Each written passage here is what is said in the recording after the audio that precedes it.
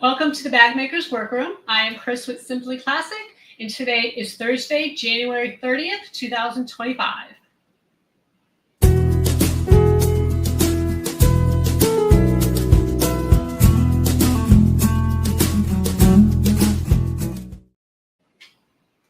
Hi, everyone. Thank you so much for joining us this evening for the Bag Maker's Workroom live stream. We're always excited to be here and really appreciate that you take a few moments out of your busy day to join us. We know it's sometimes tough to do that, so we really do appreciate it. I see that Made by Misty says hello, Chris. Susie says hello. And Nancy says good evening. So welcome, everybody. We are here every Thursday evening at 7 p.m. Eastern Time. And if you're unable to join or watch us live, no worries. You can watch the replay on the YouTube channel anytime during the week. Remember that hit the bell notification to be notified when any new videos or live streams are getting ready to post. And we appreciate all that you do and everything that you watch. And it's very, from the bottom of my heart, I really do appreciate y'all. So my favorite thing is interacting with all of you. So make sure any questions you have, you post in the chat. Any questions, we'll answer at the end, time permitting. And later on the live stream, we're going to give away 2 patterns, which I'll show you in just a minute.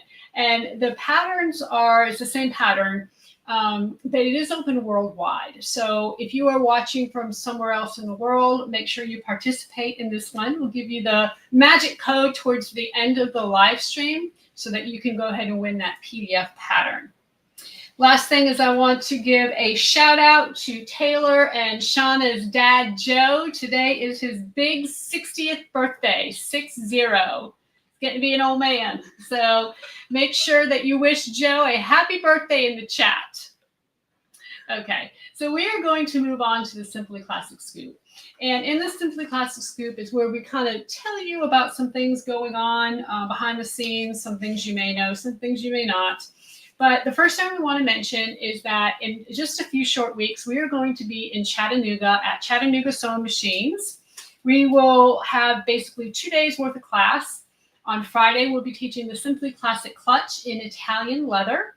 And then on Saturday, we will be teaching the Bircham. And you can see this is the Bircham that this is the pattern, the faux that we'll be using. There's actually 2 choices, this black and brown, or you can do the black and white. So you'll get one of those 2 kits. So we are super excited to be there. They're in a new building, and so we cannot wait to go up there. And if you are already planning on being there, we'll see you in a few weeks. The other thing we want to remind you about is the Sacramento Bag and Sew Expo will be September 12th through 14th. I will be teaching 3 classes there. Friday, September 12th from 9 a.m. to 1 p.m. We're going to be teaching the Julie. The Simply Classic Clutch will be Saturday between 9 and 1, and it will be in Italian leather. And then on Sunday from 1 to 5, we will be showing you and teaching you how to do the Sorella. So if you are interested in joining us in Sacramento, we highly recommend that you do. We do know that tickets are on sale now for that show. It's $20 for a 1-day pass, or if you want to be there multiple days, you can get a discount. They also have VIP tickets. I'm not sure. I think they're still on sale. They only had a limited number. They were $75, but it got you all 4 days or 3 days, I guess, of the show, plus a bunch of other perks. So if there are still VIP tickets available and you're planning on going, go ahead and try to snag one of those. And so again, that's coming up fast. And before you know it, we will be in Sacramento. The class is going to sell Saturday. So like not tomorrow, but the next day. So make sure that you watch for that because we certainly love to see you. They are allowing up to 30 people in a class. We're going to have helpers and it's going to be a great time. So we're super excited about it. So another thing we want to tell you about, we're so excited about this, is we are having a Beat the Winter Blues sale. And to help you beat the winter blues, we have put a bunch of things on sale. No coupon code needed. Just get on the website, see what you can find. some of our selected, some of the cottons we have, some of our selected faux leathers are on sale. And so some of them are up to 40% off. So get on there and check it out and see what you can find. And I know that you saw this basket here in front of me. I do want to kind of give you a little sneak peek of this basket, and there's going to be more to go in here. We have 3 baskets, okay? And here's how this is going to work. If you buy anything off the website between today and next Wednesday at midnight Eastern Time, if you buy $50 or more, your name's automatically going to be entered to win one of these baskets. And this is before shipping.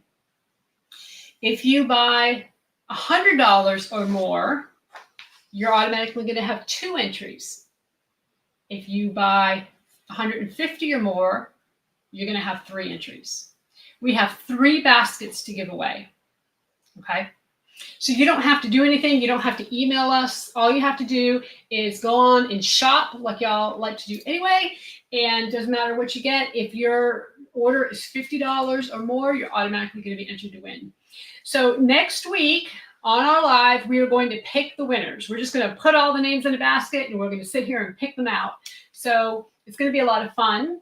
And you don't have to be present to win on the live. No problem. You just... if you win, we're just going to email you and say, hey, you won, and your basket's coming, and here's your shipping confirmation. Okay, so you don't really have to do anything. We do all the hard work for you. All you need to do is shop. It's perfect, right? What else can you ask for? Now, this is open to places we currently ship, which is the U.S., Puerto Rico, and Canada only. Okay. All right, so next thing we want to tell you about is we have a new pattern releasing. It was going to be tomorrow, but we decided we're going to release it today, okay? So after this video, after this live stream, the video of the Lusso, which is the new pattern, is going to be released, so you can switch over there and watch how to make it. And we're going to switch to the overhead. Well, before we even do that, let me just kind of pick it up and show you what it looks like. So it is a hobo style bag. Now, if you are a subscription box member, then you've already seen this. You probably already made it because this was the 4th quarter subscription box. It is a, got some buckles here on the side to hold the strap. So it is slightly adjustable. And then you also have an option for some cool rivet or Chicago screw detail here on the actual strap connectors. Okay. So we're going to go over to the overhead. We take a closer look at it, and that way you can see what we've got. So this is the Lusso. The dimensions on it are 12 inches wide. It is 8 inches tall at the tallest point, and it is 5 inches deep. Okay, so it is a fairly deep bag. Okay, the sides do stick out some. You have an opportunity to put some Chicago screws or rivets. And I actually recommend Chicago screws here because they're going to be a little bit easier to get in. It's going to be hard to get a rivet press way down here at the bottom. We do not sell the Chicago screws, but you can get them at, basically any leather supply store, Tandy Leather, Springfield Leather, any of those places have Chicago screws. And some of them have some pretty cool looking ones. Of course, we have our buckles on each side that also you have some adjustability here, and you can make this as adjustable as you'd like. So you can put more holes, less holes, whatever you prefer. Okay. As you fill this bag up, and I'm going to kind of show you in this way, it's going to slouch more and more and more. Okay. We do have some stabilizer in here, but the stabilizer doesn't go to the top on purpose. And the reason why is to get that slouchy look. On the inside, we have, of course, our normal zipper pocket on one side. On the other side, we have our slip pocket. We do have a key fob, which I forgot to, sorry, I forgot to put in. I think you guys have probably seen me do that on videos too. It's like, uh-oh, I've got the key fob again. But you can see it's really a roomy bag, okay? Got, of course, a nice zipper at the top. And it is called, again, the Lusso. So as soon as we're, like I said, done with this live stream, you can go ahead and get yourself a pattern and download it and that will go toward your first $50 that you'll be buying. Okay. So here's another version of the Lusso here. This is one that I did in leather. And we're going to take a little bit closer look at it in just a little bit, because today's entire live stream is on the 3 T's of leather. So we're going to go over type, temper, and thickness. And so make sure you stay tuned for that, and we're going to tell you all about it. Okay, so featured product. And this is kind of an easy featured product, but at the same time, it's certainly very, very essential. We're going to switch over to the overhead, and we want to talk to you about the silver marking pens. Now, so many of you already have these silver marking pens. They are essential if you are a bag maker, because they are basically erasable on leather and faux leather. So I have one here out of the package. If you do buy them from us, you get one actual pen with 2 refills. Okay, so it's going to last you a while.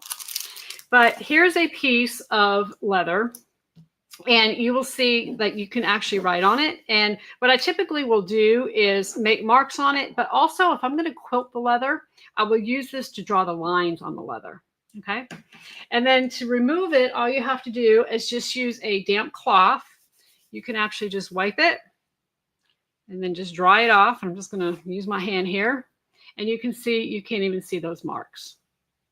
So the silver marking pens, if you are working with leather, are essential. But let me just say, do not use them on veg tan leather. We'll go over the difference between veg tan and chrome tan here in just a little bit. They are for chrome tan leathers only. All right. Now, while we're mentioning marking pens, I do want to just go ahead and give our other 2 marking tools a little shout out. This is our So Air Erase pen, which I know a lot of you have. It works great on fabric. Basically, it air erases with time. And then, of course, we have our Choco Clover pen here, too.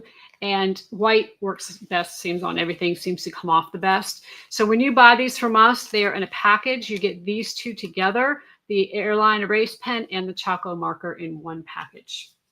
Okay. So we are going to now continue. We're going to sharpen our skills. And this is where we're going to talk about the 3 T's of leather: type, temper, and thickness. Now we're going to start out by what is leather. So leather is obviously a animal skin, one of the oldest really fabrics known to man, because way back when, of course, that's what they did. They would, kill the animal, use every bit of the animal. They would use the meat for food. They would use the skins for clothing. They'd use the bones for whatever, utensils, and as we learned a long time ago, notions, even if they sewed. So it was really, every single part of that animal was used. And really, leather is a byproduct of the meat industry. Okay, so understand that leather, animals are not killed for their skin necessarily. They are killed for meat purposes and for food consumption, and the byproduct is the hide. So again, we still try to use every single part of the animal, and leather is just kind of part of that. Okay. So there's also exotic kind of leather. I mean, most leathers, let's just say this, 93% of all leathers are either goat, sheep, or cow. That's 93%. That's crazy. Because goat, sheep, and cow are the main things that we consume. They are also exotic leathers, which of course we know about. That's going to be bird, like ostrich. Okay. You can also have a reptile, like a lizard or crocodile or snake. And then you also have kangaroo and fish. And I think a lot of people forget about fish. But there's stingray leather. There's salmon leather. I mean, you can get really, basically any living being skin can be turned into leather. Okay. So as bag makers, we a lot of times see embossed versions of these exotic leathers. So we're going to switch to the overhead, and I'm going to show you something real quick. This is our embossed ostrich. So this is actually not an ostrich skin. This is a lamb skin. And what they did was they finished the surface to have these bumps on it to make it look like ostrich. And then they went ahead and dyed and completed the process. So a lot of times when we see these kind of skins, we need to understand that they are not the actual animal that we think they are. It is probably a different type of animal, like a cow, a sheep, or a goat, that has been embossed to look like the exotic leather. This is a black, and this is kind of hard to see, but it's actually got a crocodile pattern to it. And same thing, it's embossed. It's actually calf hide. So essentially a cow. Okay. So we're going to now now that we know what leather is, let's talk about the 3 T's of leather, which is the type, temper, and thickness. Now, a lot of times when people say type, they think about what type of leather is that? Is it ostrich, or is it cow, or is it lamb? They're talking about the actual animal and not the grade of the leather. But theoretically, type is the grade of the leather. Temper is how soft the leather is, or how firm the leather is. So that would be akin to fabric, the hand of the fabric. You've heard that term before. You know, some fabrics are softer than others, some drape better than others. Same thing with leather, only referred to as temper. And then thickness describes the actual density of the leather. How thick is it? That can be either in millimeters or in ounces. I'm going to show you the conversion process, and we'll go over how to determine what that is and how it converts. So let's first talk about type. So types of leather, and there's more than what you see here. Okay, these are 5 types. These are maybe the most common types. You've got full grain all the way down to bonded leather. The highest grade is full grain. And the full grain comes from the top layer of the hide. It has not been buffed or sanded in any way. So imperfections in the leather are very common. Usually only the actual hair has been removed from the full grain leather, and it's known for its durability and its toughness, and it tends to patina over time. Now, one thing I want you to remember about what I just said is that imperfections are common. So the highest grade leather, full grain, imperfections are common. Okay. Understand leather's not perfect. These are animals. They get stuck in fences. They kick each other. They bite each other. They, get bites, whatever. I mean, things happen, right? And they get scarred. It's just like us and our skin. We fall off our bike as a kid and we have a scar for life. And that's kind of the same way leather is. If you want perfection, you need to use faux leather. Now, there's not to say that there aren't probably some hides out there that you can look at and maybe not find one thing wrong with, okay? I'm sure there are. But, perfection is more in the man-made arena than it is in the leather, because leather is leather. So now let's look at the one grade down would be top grain. And top grain is similar to full grain, but the main difference is, while full grain is not buffed or split or sanded or anything like that, the top grain is usually dyed. So your full grain leather a lot of times isn't even dyed. It's just the top portion of the skin, and you do with it what you want. Top grain is usually dyed. Because of that, it removes a lot of the imperfections, and it looks more appealing to some customers. So it's more commonly used for things like purses, shoes, and jackets. Now, look at this right in the middle, genuine leather. As Americans, we tend to use genuine leather kind of interchangeably with real leather. But it's really not true. Genuine leather is a type of leather. So if you walk into a leather store and you say to them, show me your genuine leather, they're probably going to take you to a part of their store. Even though the whole store is leather, they're going to take you to a specific area and show you genuine leather. Genuine leather is sometimes called corrected leather. That means it's sanded, it's buffed, it's dyed, it's embossed, and it's basically worked to give it a nice uniform look. a lot of times it's changed so much from its original form, you'll usually find it for more accessible leather goods, from belts to bags to upholstery. So I want to, one more time, we're going to go over to the overhead camera because I want to show you an example of genuine leather. So this is real leather, okay, because it is an animal skin, but genuine means that this finish has been put on it. So it has been buffed, sanded, dyed, and it's got a finish to put on. Sometimes you ask me, what do I need to do to your leather to keep it conditioned and to keep it nice? You don't need to do anything because it already has that finish on there to keep it looking good.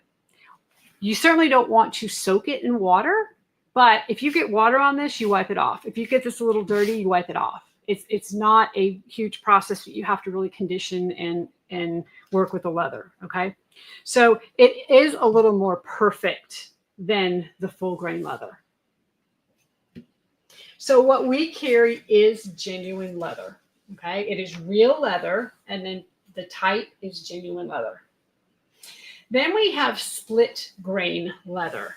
Now, if you ever heard of somebody asking for leather split, what that means is it's basically the back side of the leather. So it is a lower quality leather than the genuine leather or the top grain leathers.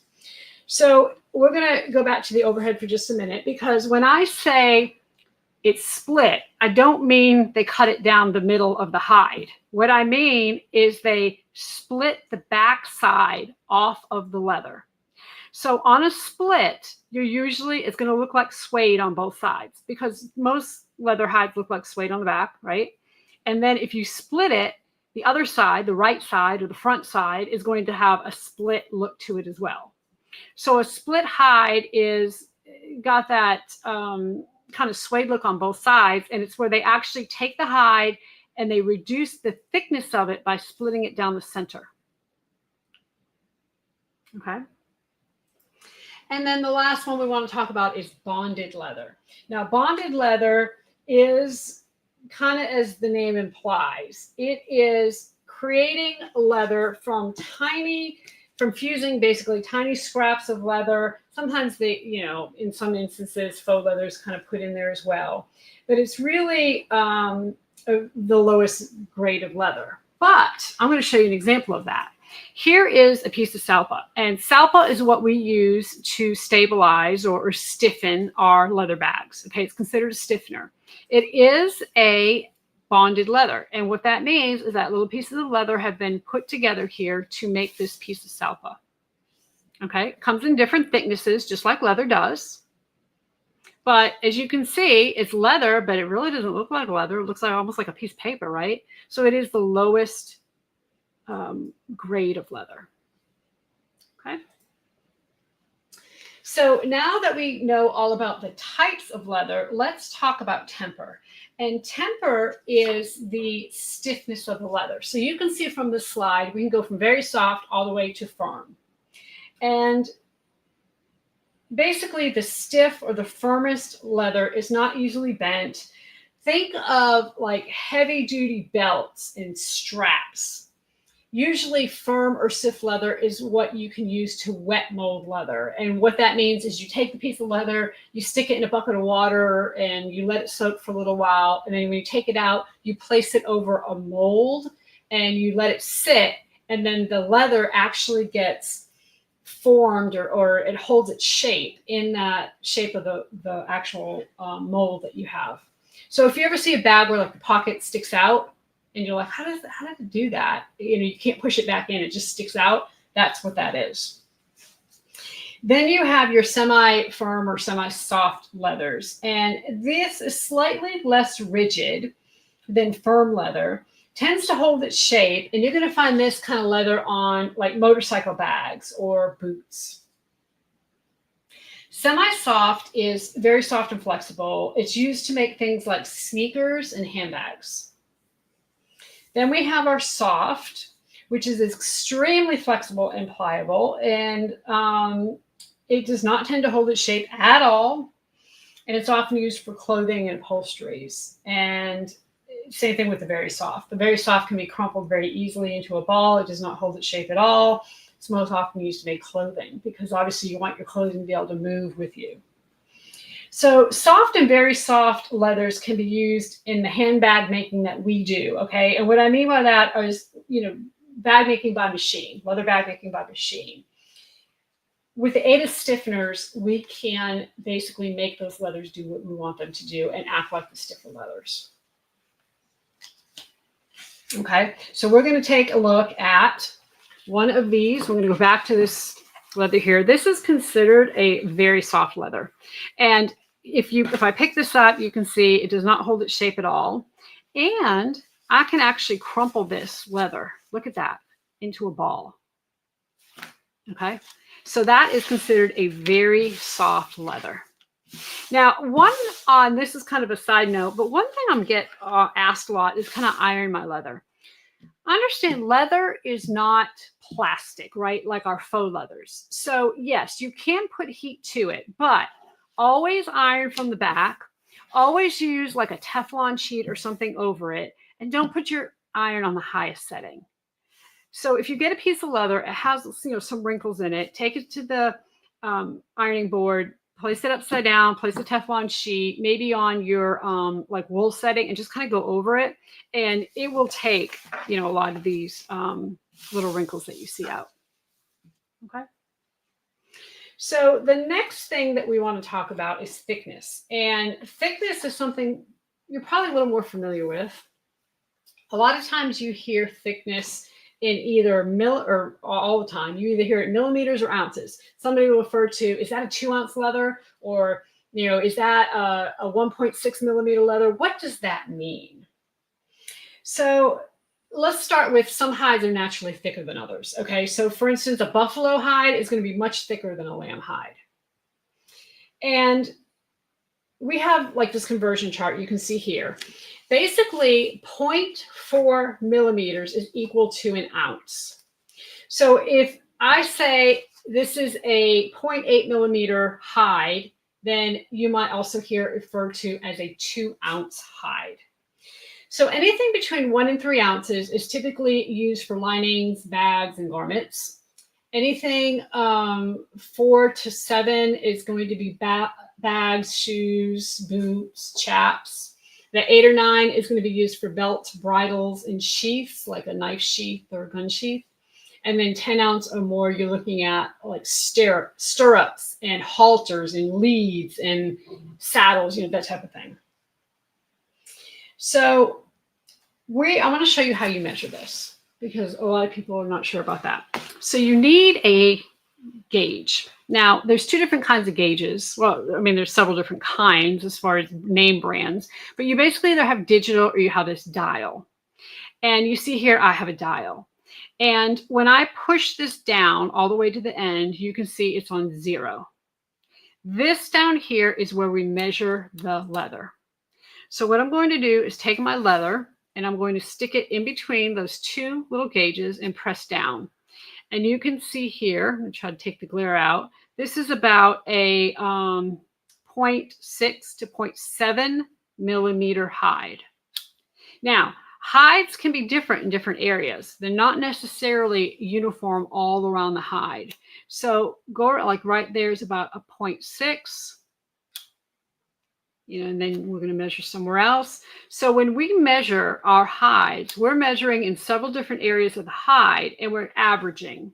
And sometimes online, when you look at our leathers, you're going to see that we'll say, 0.8 to 1 millimeter. And what that means is just that, there's a range in the hide.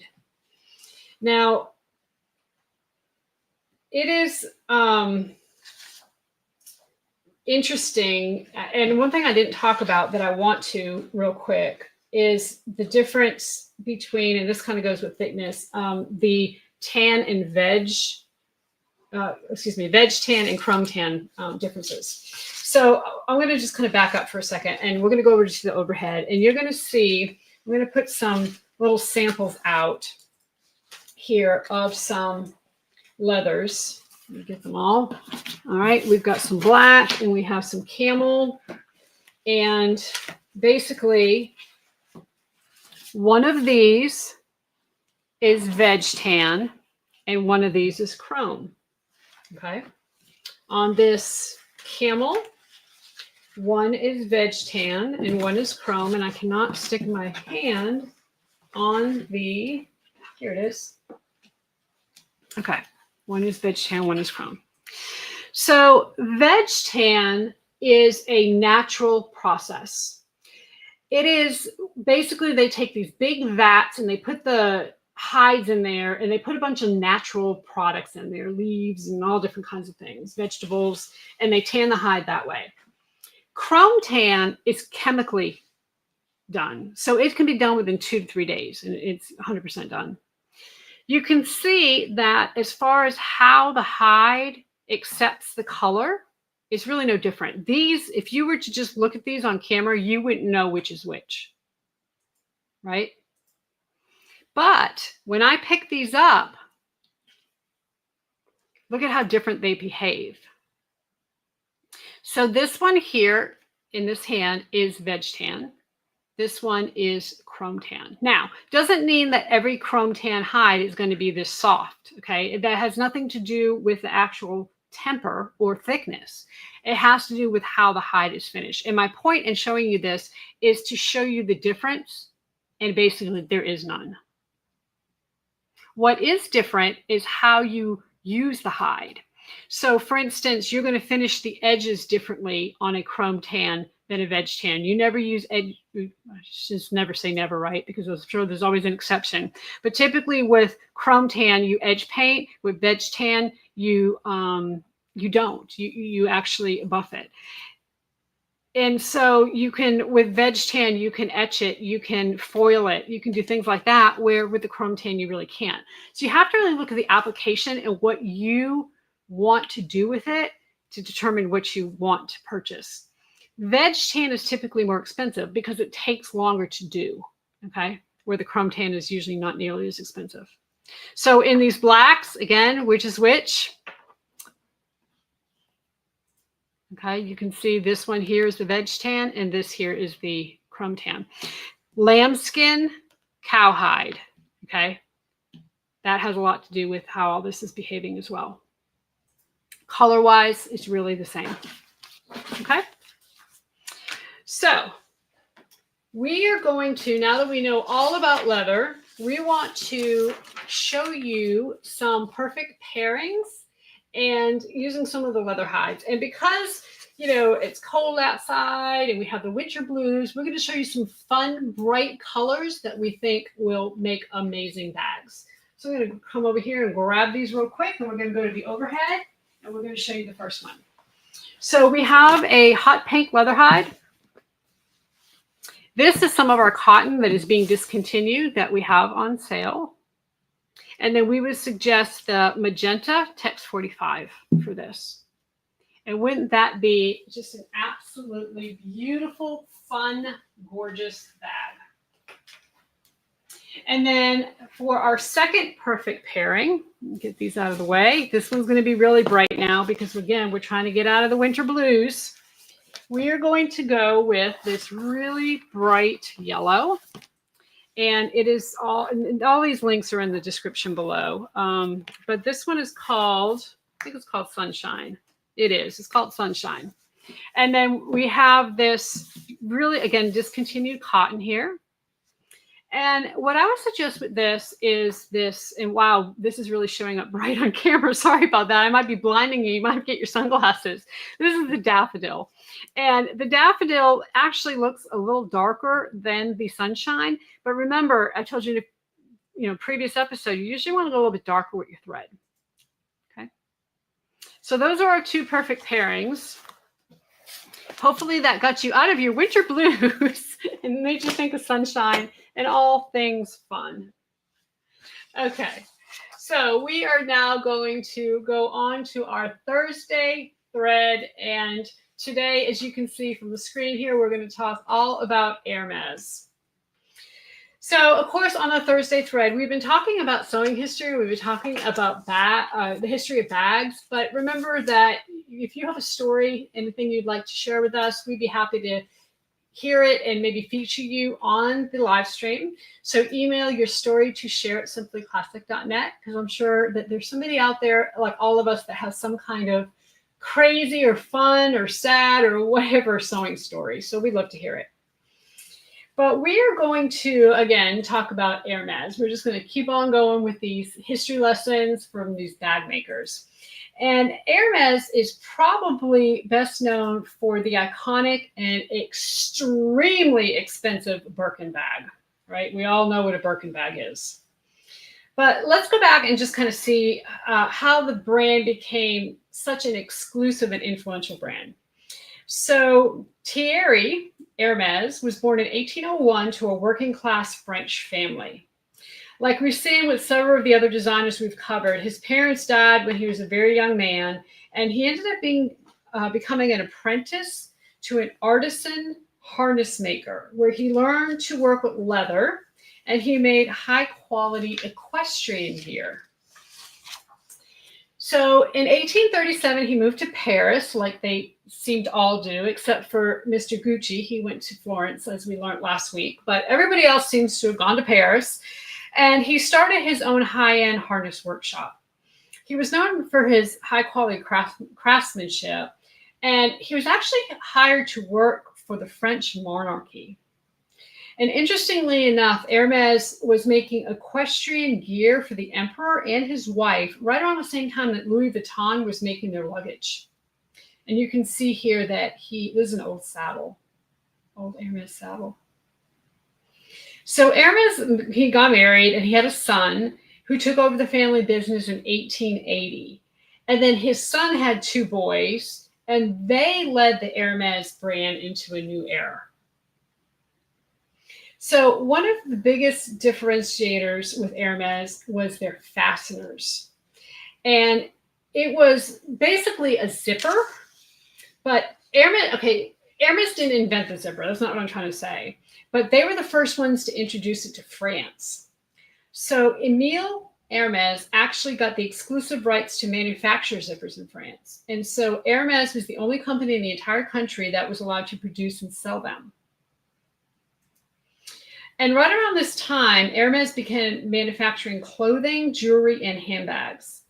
And apparently, Émile Hermès' wife complained to him that she couldn't find a handbag that she liked, so he designed one. And right around that time, Hermès was also known for making golf equipment, which you can see in the ad here. This is a 1920s ad for Hermès golf equipment. So one of the first Hermès bags was the, I hope I don't butcher these names now. It's Uakoa, I think. Uakoa. We're going to call it the HAC bag. And it was a trapezoid-shaped bag that was originally designed to carry riding boots and saddles. But it came out right around the time that cars were becoming really common, so it was also used as a travel bag. The HAC inspired the Sakadespa bag, which was later renamed the Kelly bag after Grace Kelly was photographed with it in the 1950s. So this is a cool graphic that I found that shows the anatomy of a Kelly bag. So let's take a look at it. So we can see the strap on the front that's labeled sanglus, which is the French word for straps. Then the front straps are a signature of Hermès, like that top strap is very common. And then Touré is referring to the turn lock. And then Tiré is the leather loop that holds the padlock. So another bag that was inspired by the HAC was, and the Kelly bag, was the famous Birkin bag. So this is something I did not know. And I don't know if anybody of you know who Jane Birkin is. I didn't know, and I still don't know. She was an actress, okay? And she, in 1984, this is who the Birkin bag was made after. So it became one of the most coveted luxury bags in history. And what happened was Jane Birkin, was chatting with Hermès, the Hermès CEO. His name was Jean-Louis Dumais, and he was on a flight with her. And basically, she explained her struggle to find a practical yet stylish handbag. So he sketched something up, and then the Birkin was born. So Jane Birkin really treated hers as an everyday bag, and she wasn't precious with it. She, allowed it to kind of get roughed up over time. And where now, of course, a lot of people are very cautious with their Birkin bags because they're so expensive, but they were really meant to be used as everyday totes. And as you probably know, you cannot just go into a store and buy a Birkin bag. Part of the reason why people love them is because they're so exclusive. And Birkins are only available to people who have spent a certain amount of money with the brand. And then they limit the number of Birkins each person can buy every year. Birkins start, okay, this is the starting point, $10,000 retail for the smallest size. And some of the rare and vintage Birkins have sold for up to $500,000 at auction. So here are some examples of some modern day Birkins. And this left one reminds me, and okay, we're going to really stress it. It's a faux leather that we have. And we're going to go overhead real quick because I want to show this to you. So, the pattern isn't maybe quite as wide, but if you were to make a bag and take this section right here, it's going to be pretty much that same pattern as that Birkin bag. I'm going to put that slide back up. It's really pretty. I've always loved this faux, and actually, this is one of the faux that's on sale. So go ahead and grab. We have it in this black and white, and then also a blue and white. All right, so if we look at the Birkin, you can see that it's a tote bag. It has a front flap that hooks over a turn lock, and it's kind of the signature of it. It's wider than it is tall, and it's actually slimmer than a lot of totes.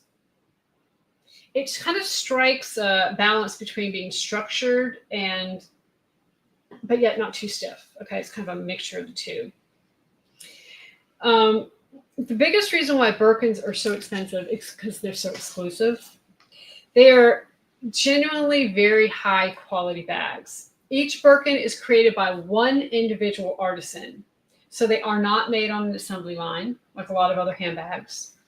Supposedly, each artisan is in training for 5 years before they're able to make their first Birkin bag.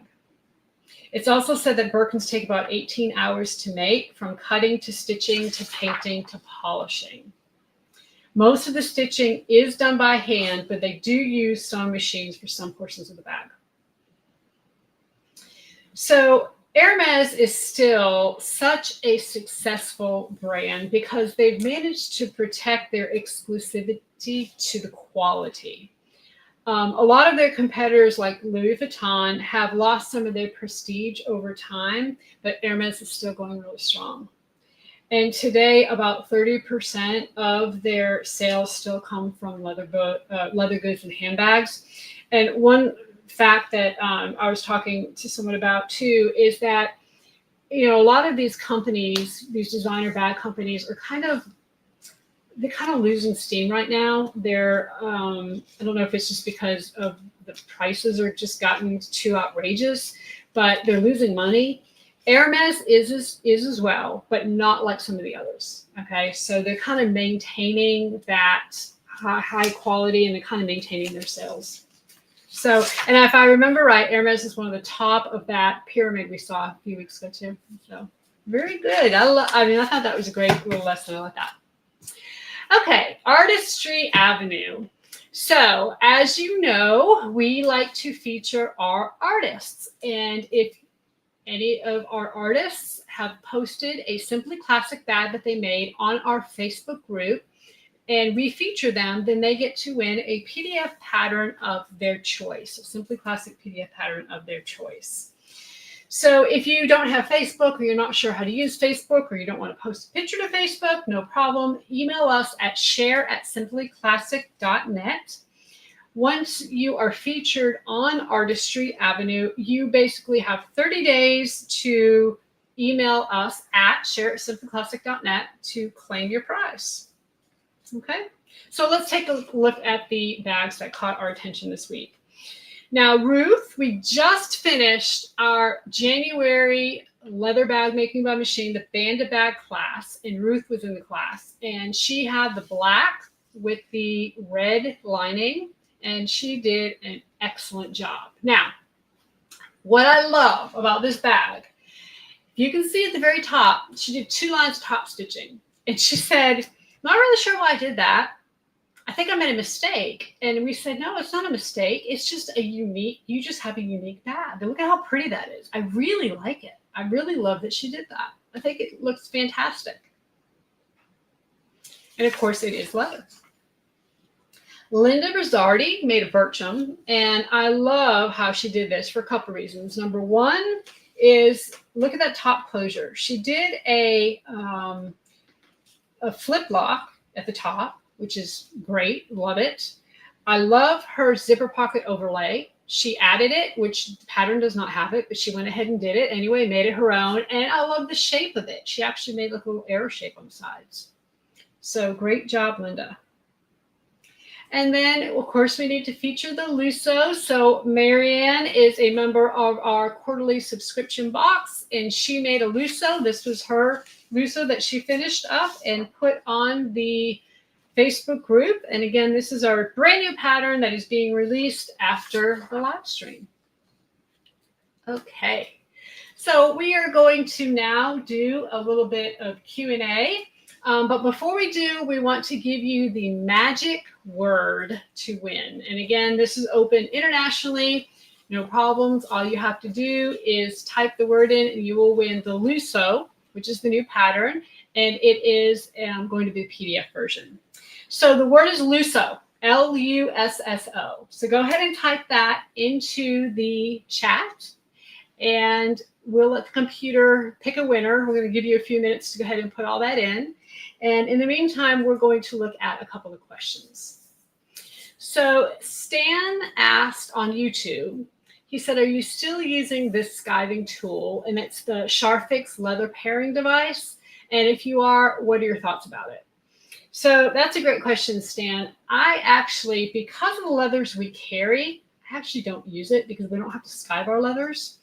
I will say, though, that that tool worked better on veg tan leather than it did chrome tan. It kind of stretched the chrome tan a little bit too much. So if you are looking at maybe doing some straps out of veg tan or something like that, it really is a pretty good tool.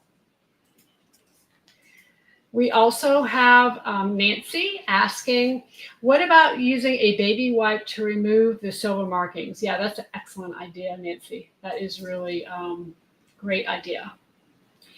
Made by Misty said, do the silver marking pens work on vinyl as well? Yes, they do. And same type of thing, they wipe off no problem. I found that a few of the faux we have, like the, I'm trying to think, there's one of them like a yellowy, a mustard. It doesn't show up as much, but it's not like you need it to be super dark. You just need to make sure you have whatever it is marked so you can continue on to the next step. But yes, they absolutely do. And you just wipe it off and it's perfect. So Gail asked, hello, my question is, I'm using your Tex 45. What do you suggest in the bobbin? So Gail, that's a really great question. My machine, which is my Burnett 08, okay, it's a domestic, kind of what they call a semi-industrial machine. I use it in the top and the bobbin, no problem. Now, I have heard that some machines don't wind the Tex 45 as well, like the bobbin doesn't wind as well. What I would suggest is maybe just a little bit lighter weight. Just don't use cotton, okay? Try to use either a polyester something, or even another Tex thread, maybe a 35, if your bobbin won't wind. When you start your bobbin, make sure you hold your thread, and sometimes you just have to kind of get it going, and then it works okay.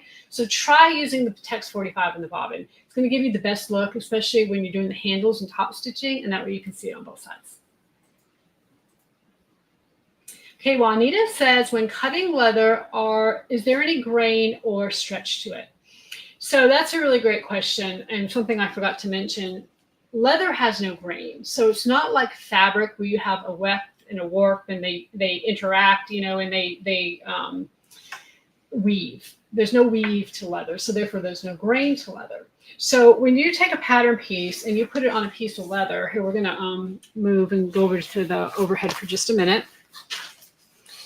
I don't have a pattern piece right here, but we're going to pretend that this piece of paper is a, over here, let me move this. We're going to pretend that this is a pattern piece, okay? So if your hide is in this direction, let's say the hide goes up, typically we would say, okay, we need to put, we need to get it nice and straight, or we put it this way, nice and straight. But the reality is you can put it sideways, crooked. You've got all these little areas of the hide that kind of stick out, right? Because that's just how hides are. Make sure you use every little area you can. So you can put this in any configuration that you want to take advantage of the hide, as much of the hide as possible, okay? And then the other question you had was about not only the, we're going to put that question up one more time, not only the grain, but also the stretch. Okay, so yes, leather does tend to have a little bit of stretch, okay? But it's not a lot. It's kind of like skin. Our skin has stretch, but we can't stretch it so much that it breaks, right? So let's look at, we're going to go back to the overhead. And I'm just going to show you that this hide, I mean, I'm trying to stretch. You can see a little bit of stretch in that. You see it? Just a little bit. And let me go this way. Not much at all. Okay, so it's not like, it really stretches. It's just a teeny tiny little bit. Okay, great questions. All right, so we're going to go ahead and see who the computer picked for winners. Again, 2 different winners for the pattern. And tonight's winners are Jackie and Terry. So congratulations to both of you. Jackie is an Izzy and Terry Pitcher. Congratulations, you have won the Lusso pattern. So make sure you go ahead and email us at share@simplyclassic.net. We will go ahead and email you a copy of that PDF pattern. And if you could please email us within the next 24 hours, that would be ideal, because we want to go ahead and get that to you as quick as possible, and we don't have to continually keep up with it. So we'd really appreciate it if you would do that. Okay, so next week we will return 7 p.m. Eastern Time, and next week's episode is going to be all about hardware essentials. So we hope you enjoyed and you learned something about leather tonight. We again appreciate you watching. Make sure you like and subscribe. And until next time, everybody, happy sewing.